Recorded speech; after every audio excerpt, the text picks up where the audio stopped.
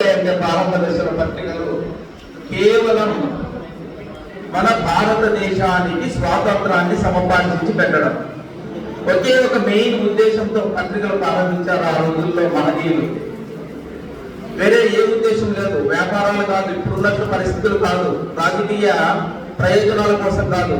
ఆ రోజు ఒకే ఒక ఉద్దేశం, సమసమాజ స్థాపనే ఒక్కటే ఉద్దేశం. మెయిన్ భారతదేశానికి స్వేచ్ఛా స్వాతంత్రాలు అందించాలనే ఒకే ఒక ఉద్దేశంతో మొదలైన ఆ రోజుల్లో పత్రికలు. దాని తర్వాత క్రమక్రమంగా ఈ జనాల్లో ఉన్న మూఢనమ్మకాలను, జనాల్లో ఉన్న జాడ్యాలను తొలగించే దానికోసం పత్రికలు ఒక్కొక్కడు ముందుకేసుకుంటూ వచ్చాయి. ఇవాళ పత్రికలు ఎలా ఉండేది మీకు తెలుసు. తర్వాత సత్యదూత వచ్చిన తర్వాత వర్తమాన తరగిణి అనే పత్రిక 1842లో వచ్చింది. ఈ పత్రిక ఏం చెప్పిందంటే, ఇవాళ మనము పత్రికలకు జాబులు రాస్తాం.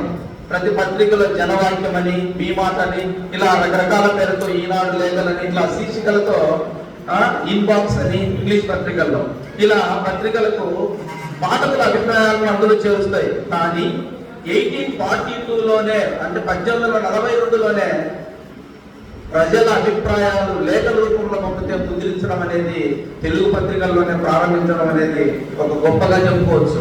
అలానే 1990లో సౌందర్యవల్లి అనే పత్రికను గాడిచర్ల హరిసర్వోత్తమరావు, స్వాతంత్ర సమరయోధుడు, గ్రంథాలయ ఉద్యమకర్త, తర్వాత పత్రికా రంగంలో ఆదుడైనటువంటి రాయలసీమకు సంబంధించి ఆయన భార్య సౌందర్యవల్లి అనే పత్రికను, సత్యమణి రమాబాయి అనే ఆమె సౌందర్యవల్లి అనే మహిళా పత్రికను తీసుకొచ్చింది.